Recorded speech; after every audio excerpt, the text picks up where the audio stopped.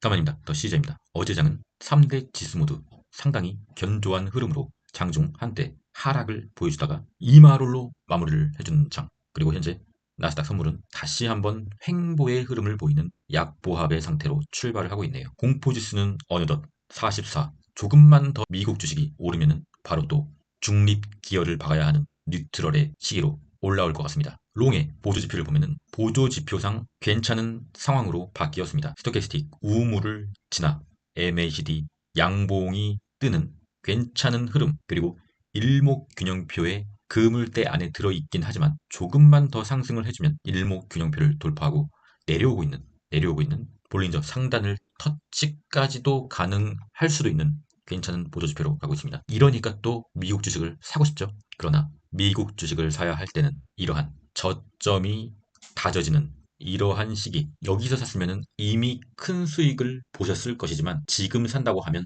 다시금 불안해하는 마음을 다잡을 수 없는 평단을 가지시게 될 겁니다. 그래서 제가 공포의 매수, 환희의 매도라고 말씀드리고 있잖아요. 근데 지금은 환희는 아니고 약간의 중립 기여를 박아야 하는 자리라고 말씀드릴 수가 있습니다. 공포의 매수한 물량은 당연히 다 양전이 되었고요. 오늘의 어닝 발표, 굵직굵직한 코카콜라 여러 가지 있고요.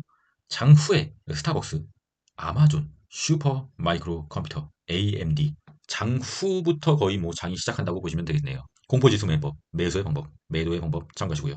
푸드옵션 0.80 아래로 내려가면 강세의 장, 0.80 위로 올라가게 되면 혼돈의 장이고 1 이상으로 올라가면 초약세의 장이다. 현재는 어느덧 중립 기여를 박는 뉴트럴. 그런데 0.80 이하로 내려가게 되면 강세의 장인데 참 월가의 세력이 핸들링하는 게 상당히 절묘하게 핸들링을 하고 있는 것이 뭐냐면 금주 주요 일정을 보면은 수요일에서 목요일로 넘어가는 새벽에 새벽 3시에 FOMC 금리 결정과 그 후에 다시금 파월 BJ 파월의 연설이 있죠. 어떻게 시장이 반응할지는 그 아무도 어떤 시장 참여자들도 알 수가 없고요. 이 상황에서 좋을 거다 또는 나쁠 거다라고 방향을 예측하고 투자를 하는 것은 명확하게 도박이 되는 것이고요. 우리가 할 수 있는 건 공포의 매수, 환희의 매도. 만약에 여기서 또 파월이 강한 금리 인하는 당분간 절대로 없다.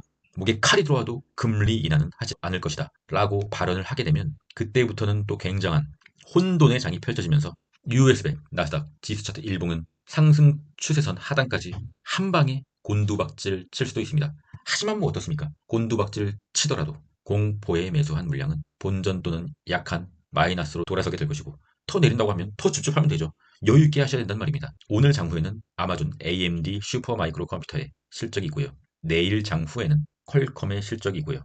목요일 장후가 완전 피크죠. 애플과 코인베이스. 이제 대장은 아니지만 얼마 전까지 대장이었던 애플과 현재 코인 관련주의 총대장인 코인베이스, FOMC 회의는 수요일에서 목요일로 넘어가는 새벽에 이루어지니까 수요일 목요일이 대혼돈의 장이 되는 거죠. 하지만 포기하지 않습니다. US100, CFD 나스닥 지수차트 일봉은 일목균형표 안으로 굉장히 좀 깊게 침투한 모습. 환율은 좀 내려줘야 되는데 나스닥이 이렇게나 많이 오르는 상태에서 환율도 같이 오른다. 둘 중 하나는 거짓말을 하고 있는 거죠. 무엇이 거짓말을 하고 있는 것인지 시간이 지나봐야 알 수 있는 것이고요. 국제유가는 내려주는 좋은 모습. 엔비디아 차트가 또 좋아졌다고 말씀드릴 수가 있습니다. 물론 21선은 위로 돌리지 못했지만 21선 위로 캔들이 위치한다는 것은 일목균형표까지 돌파했다는 것은 단기적으로 상당히 좋다라고 판단할 수 있고요. TQ 같은 경우는 상당히 내렸기 때문에 이 구간에서 엄청난 괴리율이 발생했습니다. 그걸 알 수 있는 것은 1배 지수가 일목균형표 중앙으로 강력하게 적진, 깊숙이 침투했음에도 TQ 같은 경우는 일목균형표 하단에 위치했잖아요. 괴리율. 이 정도에 있어야 되는데 파란색 선도 돌파하지 못한 채 많이 녹았다라고 말씀드릴 수가 있습니다. 현재 차트상으로는 괜찮은 흐름, 21선을 터치해주는 나쁘지 않은 흐름으로 가고 있다라고 말씀드릴 수가 있습니다.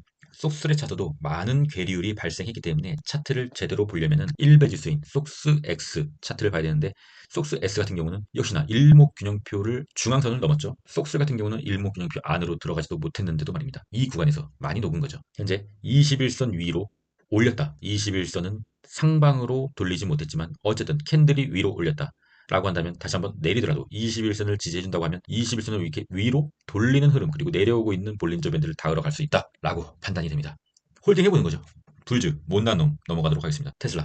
테슬라가 상당히 현재 프리장에서는 내리고 있지만 엄청나게 상승해주면서 제 TSLL도 상당한 수익권을 보이고 있고요. 프리장에서는 물론 내리고 있는 건 좋다고 말씀드릴 수는 없으나 다시 한번 오늘이나 내일 본장에서 일목균형표를 이렇게 돌파를 해준다. 그러면 단기적으로 좀 더 상승 랠리를 이어갈 수 있는 힘을 받을 수가 있죠. 현재 테슬라는 핸들이 고장난 8톤 트럭, 브레이크가 고장났기 때문에 핸들도 고장났고요. 급하게 들어 올렸기 때문에 다시 급하게 내린다는 관점보다는 너무 많은 돈이 들어왔기 때문에 일시적으로 좀 더 오히려 오를 수 있다. RSI는 65고요. RSI상 과매수 구간도 아니에요. 그렇다고 하면 이렇게 급격하게 들어 올렸으니 조금 더 들어 올려서 RSI 70대에서 단기 고점을 형성 후 약간의 횡보를 보이다가 다시 한번 추세선 상단까지 돌파하러 갈 수 있는 흐름으로 보이고 있습니다.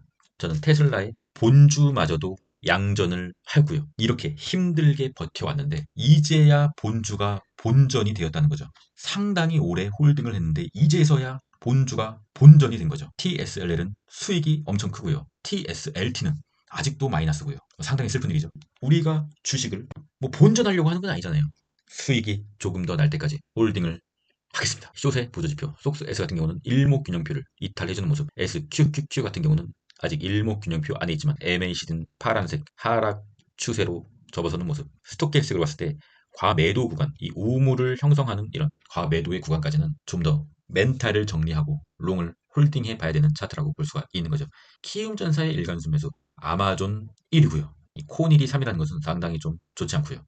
속스 S와 SQQQ 상위권에 올라주는 모습, 마음의 안정이 오고 있습니다. 코인의 공포지수 67이고요. 코닐의 차트입니다. 이 코닐 같은 경우는 변동성이 하루에 기본 10%는 아주 기본적으로 나오는 종목이죠. 두 배기 때문이죠. 지난 고점 대비 저점의 MDD는 55%까지 내렸었고요.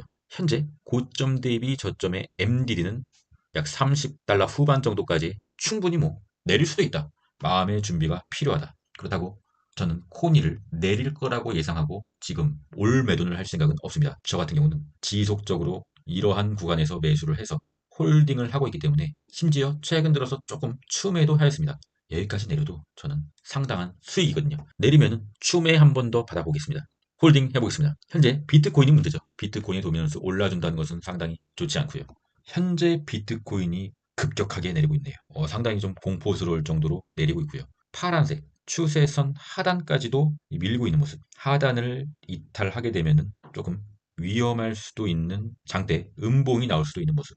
그러한 상황이 온다고 하면 조금 지켜보다가 비트코인을 가지고 있지 않은 분들도 분할 줍줍을 해야 된다고 보고 있습니다. 보유자에게는 상당한 악몽이지만 신규 매수자에겐 기회니까요. 이더리움도 마찬가지고요. 더시죠. 멤버십에 도라에몽님, 이석영님, 언제나 꿀님, 카시안님 재가입 및 신규 가입을 해주셨네요. 상당히 감사드리고요. 유튜브 조회수로 굉장히 적은 돈을 벌고 있습니다. 멘탈적으로 상당히 내가 지금 뭘 하고 있나 이런 생각을 할 때가 좀 간혹 있고요. 저의 뷰를 정리를 해서 여러분들께 최대한 쉽게 설명해주는 최선을 다하는 영상을 만들고는 있으나 사실은 이게 뭔가 인풋 대비 아웃풋이 상당히 적은 게 사실 저 같은 구독자가 적은 유튜버의 삶이거든요.